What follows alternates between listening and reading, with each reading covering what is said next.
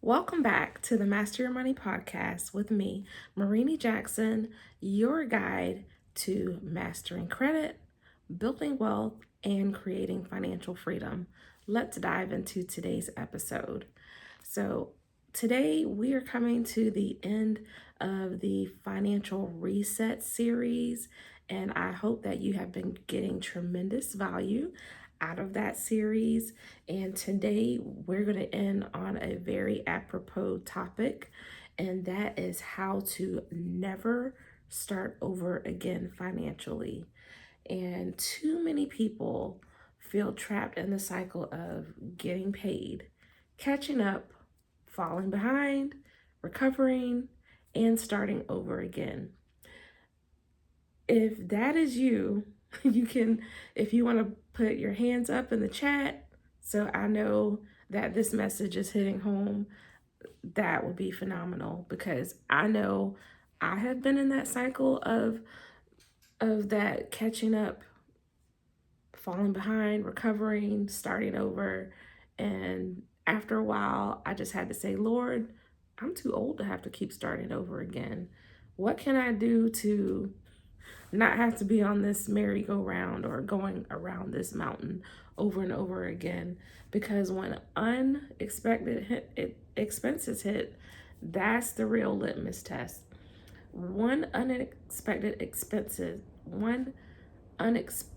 expense that hits could be a car repair, a medical bill, a slow work month, or even a holiday season.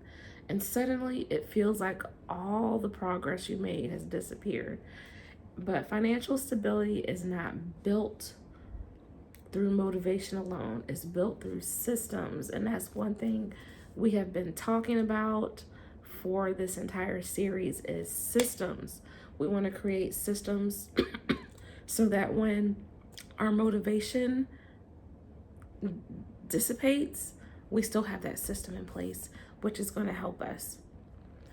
So today we're talking about how to rebuild,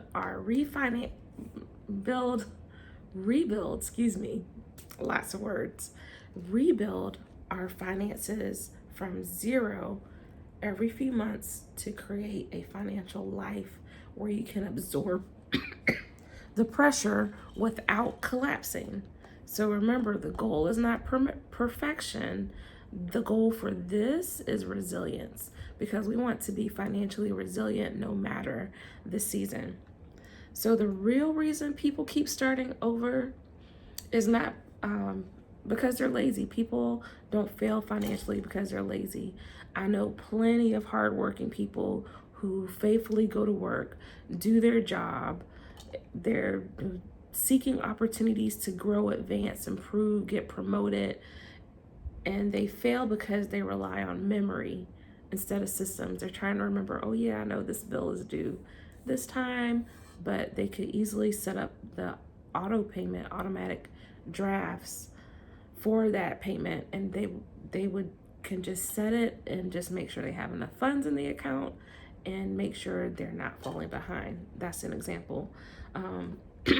They react instead of prepare, and they only manage the current bills instead of the future expenses because another day is going to come and more expenses are going to come down the line in the future.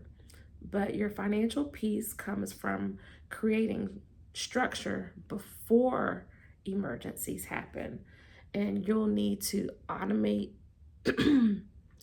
your savings, have a monthly money review ritual, and you'll need some funds, what some people call sinking funds, for your future expenses. And those three systems are going to change everything for you. So, number one is having the automatic savings. And I know for myself growing up, even as an adult, I don't hear people talk about it much anymore, but I would hear people say, pay yourself first, pay yourself first. Very, very common in the financial industry. Pay yourself first. Uh, I've heard it said, pay yourself like you're before life takes it. And if saving depends on discipline every month, eventually life is going to interrupt that. If you're just like, yeah, I'm going to be disciplined, I'm going to save. No, pay yourself like your life depended on it, because it does. It really does. So automation removes emotion. So go to your banking website, or even if you're not necessarily into the tech, you can call, and you could probably stop by your local branch if you have a physical brick and mortar bank, and they can assist you with setting up automatic savings if you are not inclined to do this yourself. And the goal is to make saving happen before spending begins. So what that can look like, your starter automatic saving systems. Remember, we keep talking about having separate accounts for different purposes. So your first account is going to be for bills. This is your fixed expenses like your mortgage, your rent, your utilities, your insurance payments, and your minimum debt payments. Your second account is your spending account, and that's for your groceries, your gas, your eating out, and your entertainment. Your third account is your savings. So this is for your emergency fund, your sinking funds, and your future goals. And then your fourth account is what we call our future account. And this is for your investing, home ownership, wealth building, and excuse me, also for your business growth. So this structure creates clarity for you, and it reduces financial stress because every dollar has an assignment. One big thing that I talk about a lot, especially like in my coaching program, is give every dollar an assignment. If you have some dollars just hanging out in an account and it's not earmarked for something, you're going to think that's free money that you can do anything you want to with. But we have to give every dollar an assignment. Every dollar needs to be employed, no unemployed dollars. So your automation rule is the moment your income arrives. So let's say you get paid on Friday, a percentage of that goes to savings automatically. So if you know every Friday is your payday, also schedule the draft, or I should say draft, the schedule for your designated dollar amount to go directly to your savings account on that day. A percentage is going to go towards your future goals automatically. So same concept. And your bills are already separated. So even if you start with $25 a week or $50 a paycheck, or even like 3% of your income, the consistency matters more than the amount in the beginning, because we want to create that consistency, that consistent habit. And people often say, I'll save what's left over. But the truth is, there is rarely anything left over. And again, like I said, if we see dollars just sitting there, we think it's free money that we can go do something with. But you must build your savings into your system first. You have to save like your life depended on it. Number two, we're going to do the monthly money review ritual. And this is where we start looking at how we're doing for the month. So what gets reviewed gets improved.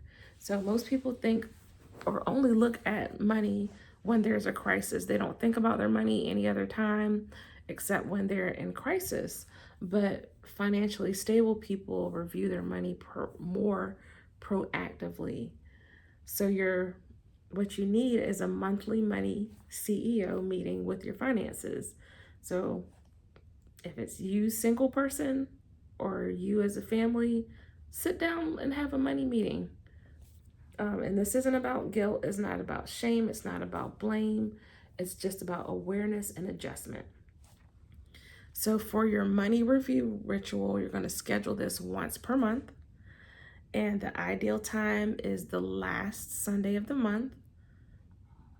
the first day of the month or your payday weekend, and put it on your calendar like you would an important appointment, such as a doctor's appointment. And during this, you're going to ask yourself during your review, what worked this month?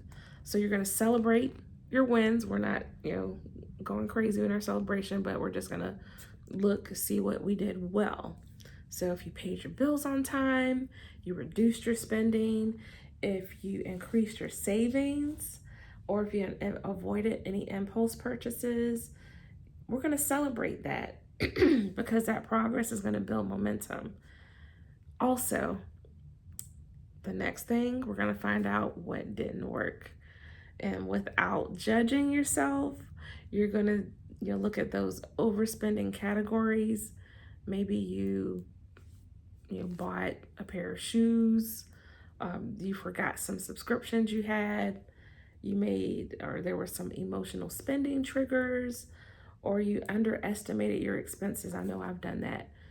Like, oh my gosh, I forgot that was due. And again, like I said, some of the things I have are not due every month. And that awareness creates correction, because I can tell you, for the things that I've forgotten, when that happened that one time, I never forgot. So it made me plan accordingly for the future. Uh, you're also going to ask yourself, what expenses do I have coming next month? Because this is going to help change things for you. You're going to ask, are there any birthdays? If I have any school expenses, whether you're in school, if you have children in school, what type of travel will I be doing? Are there any holidays coming up? Are there any expectations of me for this holiday? Uh, Car maintenance, are there any annual memberships I'm paying for? Any insurance renewals? And financial stress occurs when the predictable expenses are ignored, when we ignore them. It's like, oh my gosh, I forgot that was due. This is due every year at this time. So we want to make sure we are planning ahead, not just looking at what we did or are currently doing, but we're also looking ahead. And then you want to ask the last question, what is my current financial stability margin? So your margin is your income minus obligations. Very simple. The larger your margin, the less pressure you're going to feel, the more flexibility you're going to have, and the less likely you're going to be starting over financially. So this was a term that it wasn't until I started in or learning or being more aware of finances that I've heard, and that is sinking funds. And this is what we are doing to prepare for the future us. And basically, a sinking fund is money saved gradually for expected future expenses. And this is one of the biggest differences that excuse me, occurs between having financial chaos and financial stability. And without having those sinking funds, where we're gradually saving for expected expenses, everything becomes an emergency. Everything becomes unbearable. Holidays become debt. Like, oh my gosh, Christmas, I need to buy for my niece, nephew. I need to buy this person, that person. Let me just put on a credit card. Car repairs become emergencies, and your vacations become credit card balances. But when you have those sinking funds, those future expenses become manageable. So, some of your essential sinking funds would be things like a car maintenance fund. My car is older, and a lot of times when I get my oil change done, my mechanic, great mechanic, he'll always check, do a full inspection of the car. And sometimes he'll be like, Miss Jackson, I as I was checking your car out, I saw this, and this doesn't have to be done right now. I'm just letting you know this is what is going bad on the car, Or sometimes he'll start out with because of the age of your car, these things wear out. This is, starting to go bad. It's not where it needs to be replaced now, but in X number of months or next time you come in, this will have to be replaced. This is the price. Just wanted to let you know so you can prepare. Love that. Straight, direct, to the point. Like I said in a previous podcast, had to get tires, had to get another system in my car replaced. Tires, brakes, oil changes, they're all guaranteed. They're going to come eventually. You're going to have to do it. So even with you saving $40 or putting $40 or $75, $100 a month aside for your car maintenance, that's going to create protection. Also, we know December comes every single year. It's not a surprise. It's not an extra month that was slid in there at the last minute. It comes every year. We have to stop letting December become a financial disaster for us. We don't have to put everything on a credit card. We can save monthly all year. Like I've talked to people and they say, well, I have an account that I put money aside all year, and then when December comes, I have this amount of money to spend on my grandkids, for example.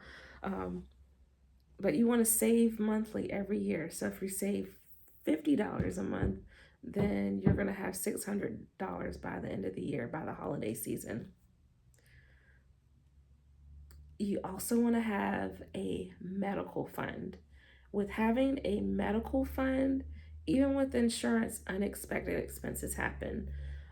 I went to a specialist, I can't remember how many months ago, but I had a specialist visit, and my insurance paid their portion, but there was still an out-of-pocket cost for me. When I got the bill, I called the office and they're like, well, you hadn't been here in a few years, but even when you came last time, it was, X number of dollars, but this is generally what you have to pay. So when you have those sinking funds specifically for medical, if you have any type of out of pocket payments you have to make, you can make those because unexpected expenses are always going to happen. As a homeowner, you have home repairs, so you want to have a home repair fund as well. If you own a home, things are going to break. I promise you. In all my years of living in my home, things are broken, and I didn't want it to break me financially. So it's not bad luck, it's ownership. Sometimes you can, in your emotions, it feels like bad luck, especially if it's multiple things that happen. I need 4 new tires. My washing machine just broke. This happened, and you're like, I have the worst luck. No, you own these items. They have to be repaired, replaced at some time. You also want to have, and this is number 5, a sinking fund for travel. And travel, I'll say this, it feels a whole lot better when you're not coming home with debt. You may have had a great time, but then, within 30 days, you're getting a bill in the mail, or you're getting that email saying you have this payment due. Also, any type of annual expenses you want to have a fund for that. And those are your subscriptions, memberships, car registration, professional licenses, back to school shopping. Back to school shopping, back to school shopping, especially if you have multiple children. These expenses are not surprises. They're just not supported. So we know every year if we have a car, we have to pay for our car registration. Any type of subscriptions, We have wholesale clubs in our area. That's a month, or not a monthly, it's a yearly subscription. Have money set aside just for those so it's not such a surprise because we just didn't plan. That's the bottom line. But with your financial stability formula, your financial peace isn't about having no problems because believe me, everyone has them. It's just some people aren't as vocal with their problems. Um, Financial peace is not about making six figures, although a lot of people will really harp on the six figures. Financial peace also is not about being perfect. I can say I have been far from perfect with my finances, and I willingly share that on this podcast to let you know and also to give you hope and encouragement and direction. But financial peace is about your income minus your obligations minus unexpected stress is what's giving you the financial margin. And the goal is to reduce surprises. Remember, we talked about a lot of different funds you can have for sinking funds, but we reduce those surprises and we increase our margin. So these systems help you do that consistently. And this is your challenge for the week. Open one separate savings account, create one sinking fund. So that's one fund you're going to use specifically. Earmark that money for one specific item. Automate one transfer. So ideally, I'm just giving an example, if you want to automate savings for, let's say, you have a bill due in January, you can start automating now. Like, okay, we have 6 months until January. This is how much I need to put aside every pay period so I can have the balance. Also, schedule one monthly money review. Don't try to change everything overnight, but we're going to build one system at a time because those small systems created consistently are going to create your long-term stability. So remember, you don't need to keep restarting financially every year. So many people say you make make those New Year's resolutions and they're restarting their diet, they're restarting this, restarting that. But you can actually build a financial life where emergencies don't destroy your progress, bills aren't creating panic, and your future expenses no longer surprise you. But financial maturity is not about knowing everything, it's about building systems to protect you when life happens. And the more systems you build, the less often you'll need to start over again. So, excuse me. I know that I've shared a lot in this series, but I highly, highly encourage you to take heart to what was said in today's episode, so you're not going back around the same mountain. I know I've had to have some personal heart to hearts with myself and say, why am I here? Why at this age am I starting over? Why am I not getting ahead? And everything that we've shared today are the reasons why not having those systems in place. But as some people say, when you know better, then you do better. So this is all here for your learning, but I would love to hear about your progress. I want to hear about the success. So let this be your start to a better financial future for yourself. And if today's episode has helped you and you found value, please like today's episode. Feel free to leave a comment and also share with a friend who's ready to start their journey to financial freedom. And if you're ready to take the next step, go to my website, www.virtuefinancialsolutions.com. .org, not com, .org. And there you can check out my coaching programs, upcoming workshops, and resources to help you to build your financial future. So, until next time, remember, we don't just manage our money, we master it.